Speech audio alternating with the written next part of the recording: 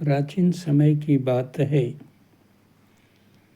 एक राजा और रानी में इतनी पटती थी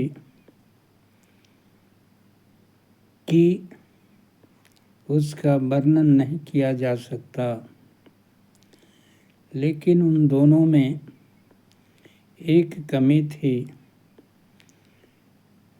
रानी राजा को संतान दे नहीं सकी थी। इसी के कारण दुखी रहती थी और उसी दुख के कारण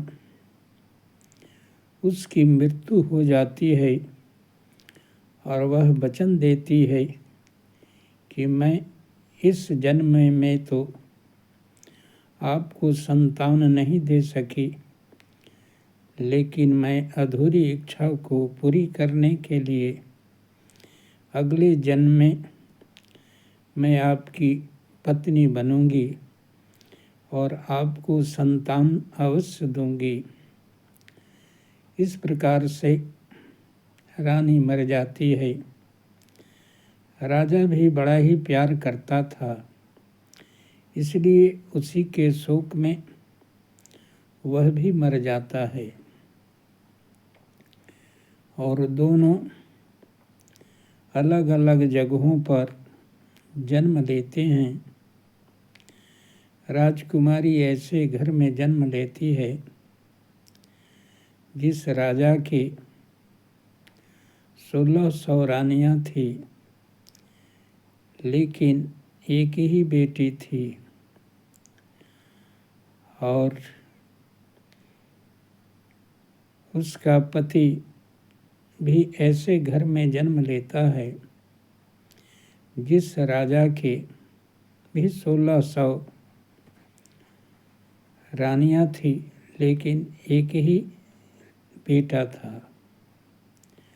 इस प्रकार धीरे धीरे दोनों बड़े होने लगे। उन दोनों के घर में, एक के घर में तोता और एक के घर में मैना था। जब राजकुमार बड़ा होने लगा तो राजा तोता से हर बात की सलाह लेता था। उसने चर्चा किया कि मैं अपने पुत्र का विवाह उसी राजकुमारी से करूँगा जिस राजा के 1600 पत्नी हो और एक ही राजकुमारी हो। उधर राजकुमारी के घर में एक मैना था। उसका भी राजा यही मैना को समझाया कि मैं भी अपनी राजकुमारी का विवाह उसी घर में करूँगा जिस राजा के 1600 रानी हो और एक ही राजकुमार हो। तोता और मैना के पैर में लड़के और लड़की का कौन कौन सा गुण होना चाहिए और दोनों का फोटो मैना और तोते के पैर में बांध दिया गया और उन दोनों को खोजने के लिए राजकुमार और राजकुमारी भेज दिया गया। जब दोनों उड़ते हैं तो एक जंगल में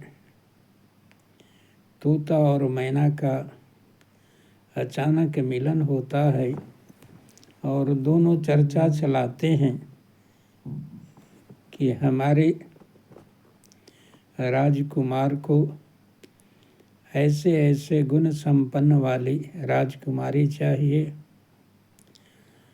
और मैना भी चर्चा करता है कि हमारी राजकुमारी को भी ऐसे ऐसे गुण संपन्न वाले राजकुमार चाहिए।